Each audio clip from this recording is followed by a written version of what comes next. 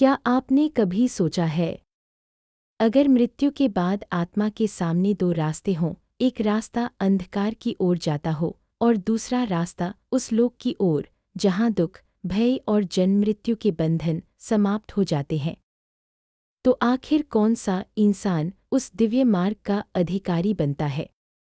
क्या केवल पूजा करने से भगवान प्रसन्न हो जाते हैं? क्या केवल मंदिर जाने से मोक्ष मिल जाता है?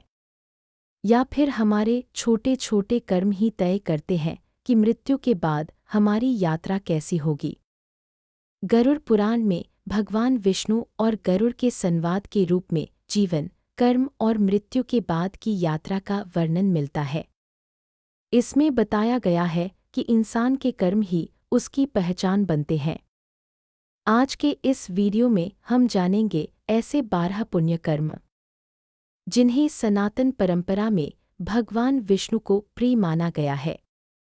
लेकिन वीडियो के अंत तक जरूर बने रहिएगा, क्योंकि आखिरी के कर्मों में एक ऐसा कर्म है जिसे बहुत लोग छोटा समझते हैं, लेकिन धर्म ग्रंथों में उसे बहुत महत्वपूर्ण बताया गया है।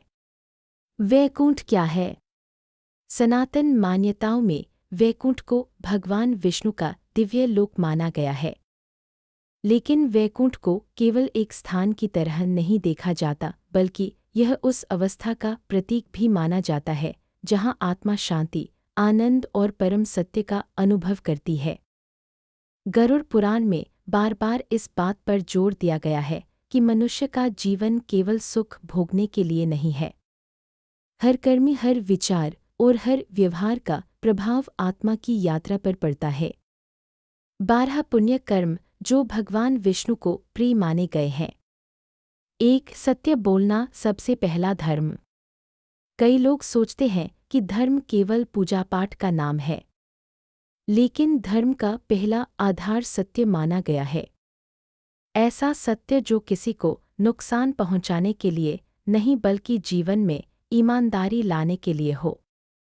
क्योंकि झूठ इंसान को बाहर से नहीं, अंदर से कमजोर करता है। जो व्यक्ति अपने कर्मों में सच्चाई रखता है वह भगवान के करीब माना जाता है।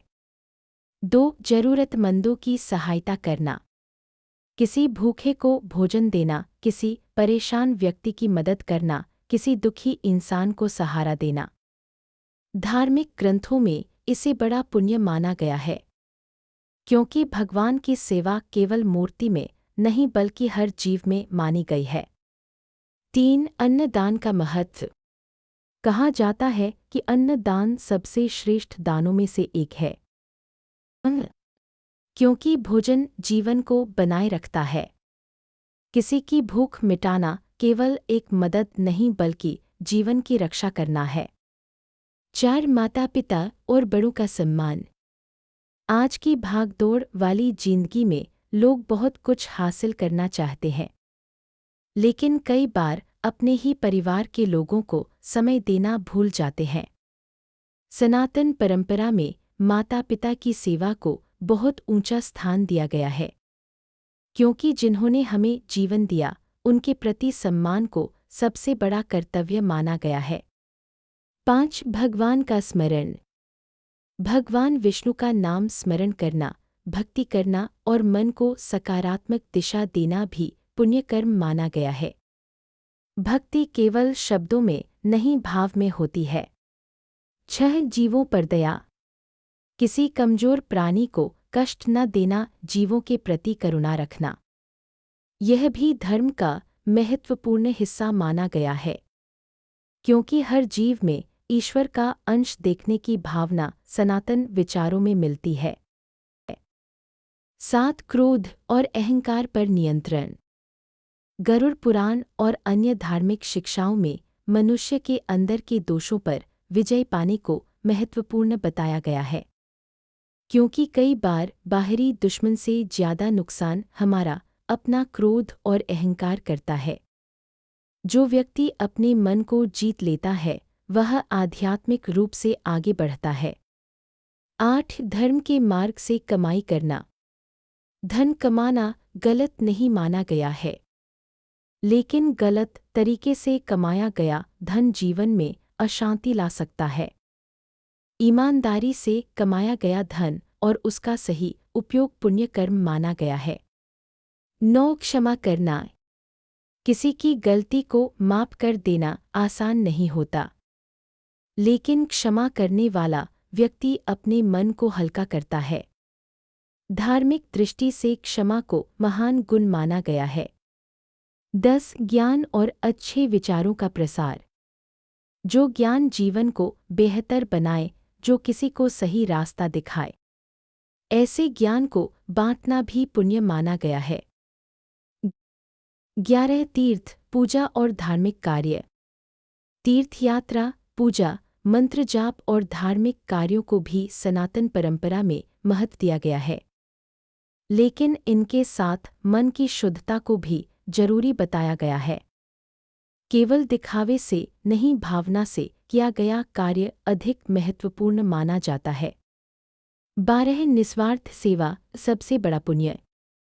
अब बात करते हैं उस कर्म की जिसका जिक्र सबसे महत्वपूर्ण रूप में किया जाता है। वह है बिना किसी स्वार्थ के सेवा करना। जब इंसान किसी की मदद केवल इसलिए करता है क्योंकि सामने वाला दुख में है, तब उसके अंदर करुणा और मानवता जागती है। यही भावना इंसान को ऊंचा उठाती है। एक कथा के अनुसार एक गरीब व्यक्ति रोज भगवान विष्णु की पूजा करता था। उसके पास धन नहीं था, बड़े मंदिर में चढ़ाने के लिए कुछ नहीं था। एक दिन रास्ते में उसे एक भूखा व्यक्ति मिला। उसने अपना भोजन उसे दे दिया। जब लोगों ने पूछा, तुमने भगवान को भोग लगाने के बजाय अपना भोजन किसी और को क्यों दे दिया? तो उसने कहा, जिस भगवान को मैं मंदिर में खोजता हूँ, अगर वही भूखे व्यक्ति के रूप में मेरे सामने आए थे तो मैं उन्हें कैसे मना कर देता। यह कथा हमें एक संदेश देती है, और भक्ति केवल पूजा नहीं, व्यवहार भी है। मृत्यु के बाद आत्मा की यात्रा। गरुड़ पुराण में मृत्यु के बाद आत्मा की यात्रा का वर्णन मिलता है। इसमें बताया गया है कि कर्मों का प्रभाव आत्मा की गति को प्रभावित करता है। अच्छे कर्म मन को शांति देते हैं और बुरे कर्मों का परिणाम भुगतना पड़ता है। इसलिए मनुष्य को जीवन रहते अपने कर्मों को सुधारने का अवसर दिया गया है।